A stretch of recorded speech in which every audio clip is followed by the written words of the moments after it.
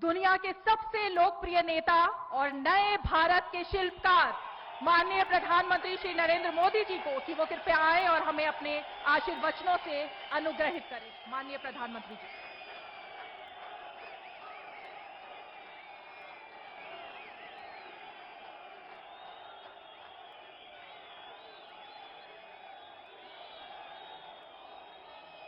भारत माता की, भारत माता की। हिमाचल प्रदेश के गवर्नर श्रीमान राजेंद्र जी, यहां के लोकप्रिय और कर्मठ मुख्यमंत्री मेरे मित्र श्रीमान जयराम ठाकुर जी, प्रदेश के अध्यक्ष हमारे पुराने साथी श्रीमान सुरेश जी,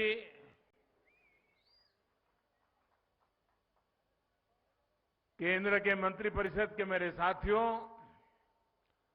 सांसदगण, विधायकगण, हिमाचल के सभी जनप्रतिनिधिगण,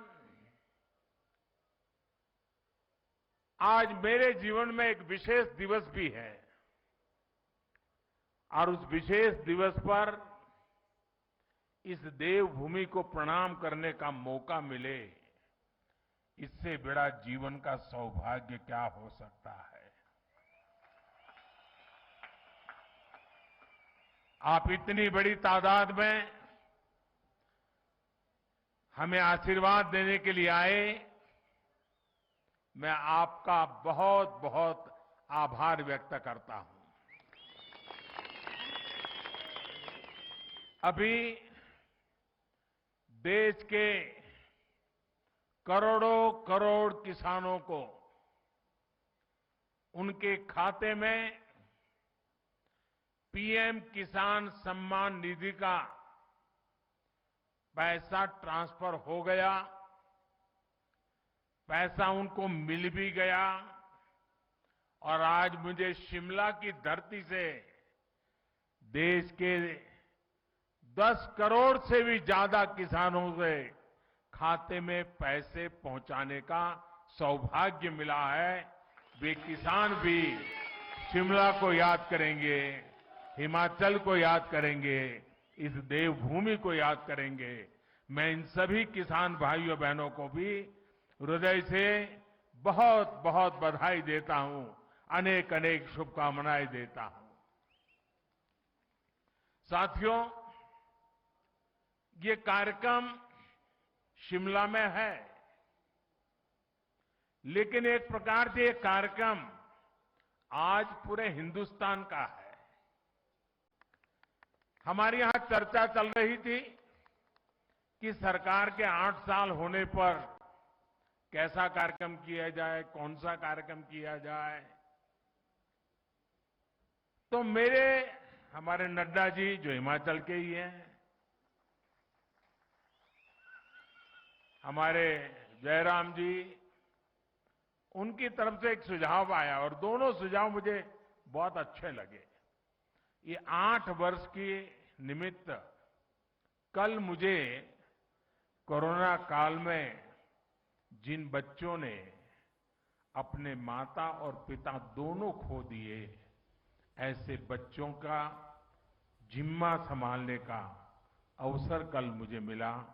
देश के उन हजारों बच्चों का देखभाल का निर्णय सरकार ने किया और कल उनको मैंने कुछ पैसे भी भेज दिए चेक डिजिटली।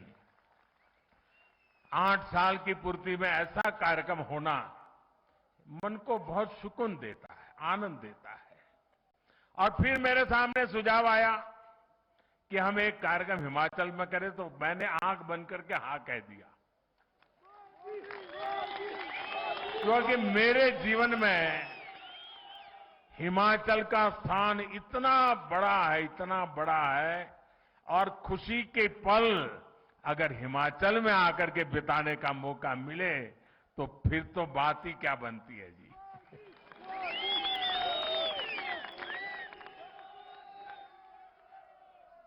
आज इसलिए मैंने कहा कि 8 साल के निमित्त देश का ये महत्वपूर्ण कार्यक्रम आज शिमला की धरती पे हो रहा है, जो कभी मेरी कर्म भूमि रही, मेरे लिए जो देवभूमि है, मेरे लिए जो पुण्य भूमि है, वहां पर मुझे आज देशवासियों को इस देवभूमि से बात करने का मौका मिले, ये अपने आप में मेरे लिए खुशी अनेक गुना बढ़ा देने वाला काम है।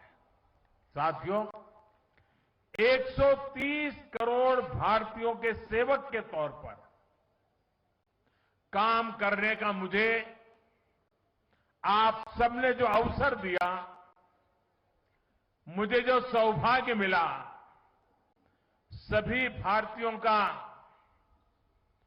जो विश्वास मुझे मिला है, अगर आज मैं कुछ कर पाता हूं,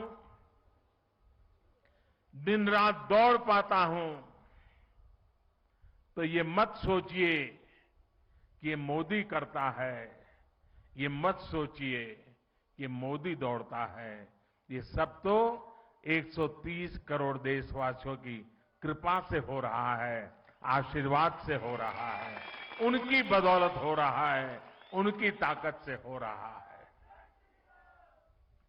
परिवार के एक सदस्य के तौर पर मैंने कभी भी अपने आप को उस पद पर देखा नहीं, कल्पना भी नहीं की है और आज भी नहीं कर रहा हूं कि मैं कोई प्रधानमंत्री हूं। जब फाइल पर साइन करता हूं, एक जिम्मेवारी होती है, तब तो प्रधानमंत्री की दायित्व के रूप में मुझे काम करना होता है। लेकिन उसके बाद फाइल जैसी चली जाती है, मैं प्रधानमंत्री नहीं रहता हूं।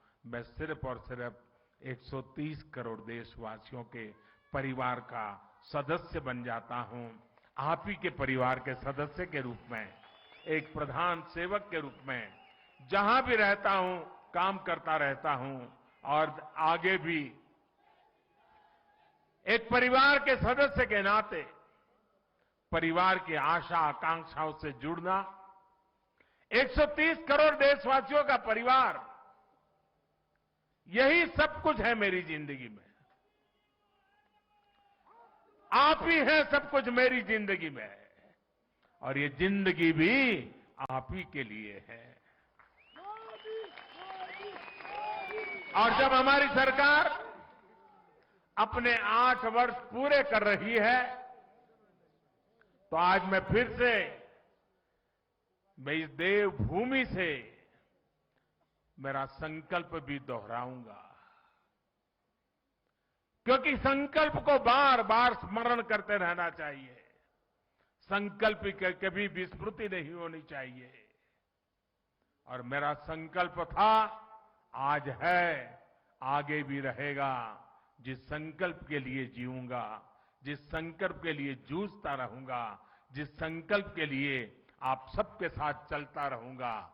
और इसलिए मेरा ये संकल्प है, भारतवासी के सम्मान के लिए, हर भारतवासी की सुरक्षा, उस हर भारतवासी की समृद्धि कैसे बढ़े, भारतवासी की सुख शांति की जिंदगी कैसे मिले, उसी एक भाव से गरीब, दलित हो, पीड़ित हो, शोषित हो, वंचित हो, दूर सुदूर जंगलों में रहने वाले लोग हो, पहाड़ी की चोटियों पर रहने वाले, छूट-फूट रहने वाले एक आध दो परिवार हो, हर किसी का कल्याण करने के लिए जितना ज्यादा काम कर सकता हूं, उसको करता रहूं। इसी भाव को लेकर के मैं आज फिर से एक बार इस देवभूमि से अपने आप को संकल्पित करता हूं।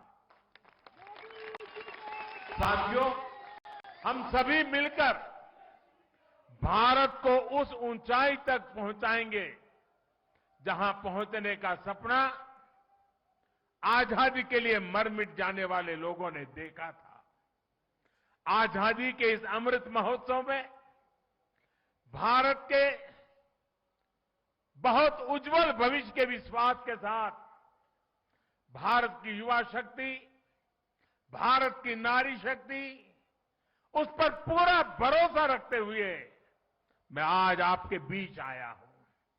साथियों, जीवन में जब हम बड़े लक्ष्यों की तरफ आगे बढ़ते हैं तो कई बार ये देखना भी जरूरी होता है कि हम चले कहां से थे, शुरुआत कहां से थी की, और जब उसको याद करते हैं तभी तो हिसाब किताब का पता चलता है कि कहां से निकले और कहां पहुंचे, हमारी गति कैसी रही, हमारी प्रगति कैसी रही, हमारी उपलब्धियां कैसी रही हैं। हम अगर 2014 से पहले के दिनों को याद करें, उन दिनों को भूलना मत साथियों, तब जाकर के ही आज के दिवसों का मूल्य समझ आएगा। आज की परिस्थितियों को देखे पता चलेगा साथियों, देश ने बहुत लंबा सफर तय किया है। 2014 से पहले अखबार की सुर्खियों भरी रहती थी, हेडलाइन बनी रहती थी, टीवी के पर चर्चा होती रहती थी। बात क्या होती थी? बात होती थी लूट और खसोट की बात होती थी, बात होती थी भ्रष्टाचार की, बात होती थी घोटालों की, बात होती थी भाई भतीजेवाद की, बात होती थी अफसरशाही की, बात होती थी अटकी लटकी फटकी योजनाओं की। लेकिन वक्त बदल चुका। आज चर्चा होती है सरकारी योजनाओं से मिलने वाले लाभ की। सिरसा से कोई समा देवी, सिरमौर से हमारी कोई समा देवी कह देती है कि मुझे ये लाभ मिल गया। आखिरी घर तक पहुंचने का प्रयास होता है। गरीबों के हक का पैसा सीधा उनके खाते में पहुंचने की बात होती है। आज चर्चा होती है दुनिया में भारत के स्टार्टअप की, आज चर्चा होती है, वर्ल्ड बैंक भी चर्चा करता है भारत के ईज ऑफ डूइंग बिजनेस की। आज हिंदुस्तान के निर्दोष नागरिक चर्चा करती है अपराधियों पर नकेल कसने की हमारी ताकत की, भ्रष्टाचार के खिलाफ जीरो टॉलरेंस के साथ आगे बढ़ने की। 2014 से पहले की सरकार ने भ्रष्टाचार को सिस्टम का जरूरी हिस्सा मान लिया था। तब की सरकार भ्रष्टाचार से लड़ने की बजाय उसके आगे घुटने टेक चुकी थी। तब देश देख रहा था कि योजनाओं का पैसा जरूरतमंद तक पहुंचने के पहले ही लूट जाता है। लेकिन आज चर्चा जनधन खातों से मिलने वाले फायदों की हो रही है। जनधन, आधार और मोबाइल से बनी त्रिशक्ति की हो रही है। पहले रसोई में धुआं सहने की मजबूरी थी, आज उज्ज्वला योजना से सिलेंडर पाने की सहूलियत है। पहले खुले में शौच की बेबसी थी, आज घर में शौचालय बनवाकर सम्मान से जीने की आजादी है। पहले इलाज के लिए पैसे जुटाने की बेबसी थी, आज हर गरीब को आयुष्मान भारत का सहारा है। पहले ट्रिपल तलाक का डर था, अब अपने अधिकारों की लड़ाई लड़ने का हौसला है। साथियों, 2014 से पहले देश की सुरक्षा को लेकर चिंता थी, आज सर्जिकल स्ट्राइक, एयर स्ट्राइक का गर्व है। हमारी सीमा पहले से ज्यादा सुरक्षित है। पहले देश का नॉर्थ ईस्ट अपने असंतुलित विकास से, भेदभाव से आहत था, दुखी था। आज हमारा नॉर्थ ईस्ट दिल से भी जुड़ा है और आधुनिक इंफ्रास्ट्रक्चर से भी जुड़ रहा है। सेवा, सुशासन और गरीबों के कल्याण के लिए बनी हमारी योजनाओं ने लोगों के लिए सरकार के मायने ही बदल दिए। अब सरकार माई बाप नहीं है, वो वक्त चला गया। अब सरकार सेवक है, सेवक, जनता जनार्दन की सेवक है। अब सरकार जीवन में दखल देने के लिए नहीं, बल्कि जीवन को आसान बनाने के लिए काम कर रही है। बीते वर्षों में हम विकास की राजनीति को देश की मुख्य धारा में लाए हैं। विकास की इसी आकांक्षा में लोग स्थिर सरकार चुन रहे हैं, डबल इंजन की सरकार चुन रहे हैं। साथियों, हम लोग अक्सर सुनते हैं कि सरकारें आती हैं, जाती हैं, लेकिन सिस्टम वही रहता है। हमारी सरकार ने इस सिस्टम को ही गरीबों के लिए ज्यादा संवेदनशील बनाया, उसमें निरंतर सुधार किए। पीएम आवास योजना हो, स्कॉलरशिप देना हो या फिर पेंशन योजनाएं, टेक्नोलॉजी की मदद से हमने भ्रष्टाचार का स्कोप कम से कम कर दिया। जिन समस्याओं को पहले परमानेंट मान लिया गया था, हम उसके परमानेंट सॉल्यूशन देने का प्रयास कर रहे हैं।